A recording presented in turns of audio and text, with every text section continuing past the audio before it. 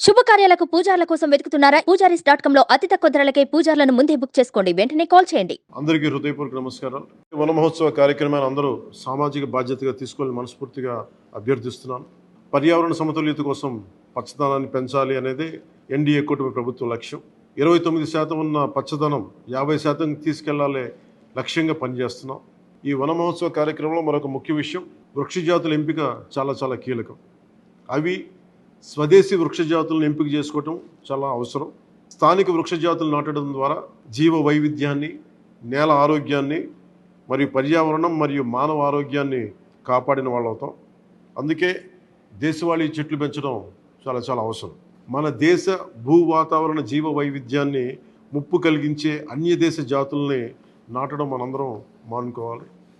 చూడటానికి మొక్క ఆకర్షణీయంగా ఉంది, మొక్క నాటితే ఏపుగా పెరిగిపోతుంది, నిర్వహణ ఖర్చులుంటాం అని చెప్పి ఎవెన్యూ ప్లాంటేషన్ పేరు మీద గత దశాబ్ద కాలంలో అన్య దేశ వృక్ష జాతులైన కోనాకార్పస్, ఏడాకుల పాల, మడగాస్కర్ ఆల్మండ్, ఆస్ట్రేలియా తుమ్మ లాంటి వృక్ష జాతుల్ని విరివిగా నాటేశాం.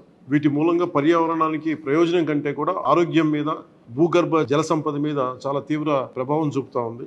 అందరూ ఆ ప్రాంత జీవ వైవిధ్యాన్ని పెంపొందించే స్వదేశీ జాతులను మాత్రమే నాటాలి అనేది ఏ దేశపు వృక్ష శాస్త్రజ్ఞుల్ని అడిగినా చెప్పే మాట ఇది. కానీ ఆ వాస్తవాన్ని విస్మరించి విదేశీయ మొక్కల మోసుతో రాష్ట్రమంతటా కోనాకార్పస్తో నింపేశారు. కోనాకార్పస్ అసలు మొదట పరిచయం చేసిన అరబ్ దేశాలే దాన్ని నిషేధించినాయి. ఎందుకంటే దాని దుష్ప్రభావాలను గుర్తించిన వెంటనే నిషేధించారు, తీసేశారు. మన దేశంలో తెలంగాణ, గుజరాత్, కర్ణాటక, అస్సాం ప్రభుత్వాలు కూడా వీటిని నిషేధించినాయి. ఈ కోనాకార్పస్ లాంటి విదేశ వృక్ష జాతుల మూలంగా జరిగే అనర్థాలు చాలా ఉన్నాయి. అవి ముఖ్యంగా మన భూగర్భ జల సంపదను హరించి వేస్తాయి, శ్వాస సంబంధ ఆరోగ్య సమస్యలకి కారణమవుతున్నాయి. కోనాకార్పస్ ఎలాంటి వృక్ష జాతి అంటే పశువులు తినవు, పక్షులు గూడు పెట్టవు, కనీసం పక్షులు కూడా వాలవు. చెట్టుని చేమని ఆధారంగా చేసుకుని బతికే క్రిమికీటకాలు కూడా ఈ చెట్లు జోలికి రావు. పక్షులే దూరంగా ఉండే ఈ మొక్కల్ని మనం మోజులో పడి ఎందుకు వేయాలి అనేది కీలకమైన ప్రశ్న.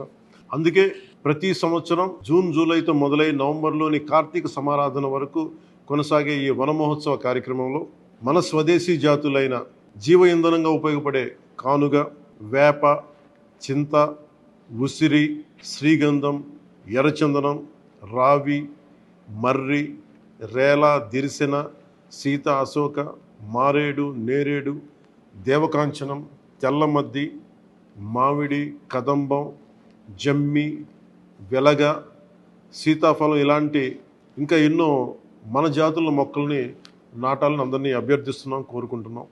29% ఉన్న మన పచ్చదనాన్ని 50% తీసుకెళ్లే లక్ష్యంగా చంద్రబాబు నాయుడు గారి నాయకత్వంలో కూటమి ప్రభుత్వం పనిచేస్తుంది.